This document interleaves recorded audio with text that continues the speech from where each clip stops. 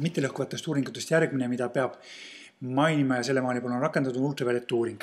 Ja rajaneb see elektromagnetkiirguse spektri sinises osas toimuvale lühema lainepikkusega areaali peegeldus- ja fluoresseerumise efektile.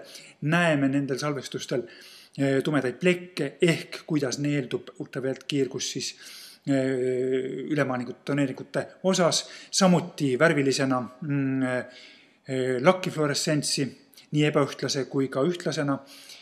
Seega meetod võimaldab kontrollida seda, milline on maaningu pind, kuivõrd tõesena me kujutist näeme ja parandada oma töös toneeringute laki ühendamise protseduurides seda, mida me näeme.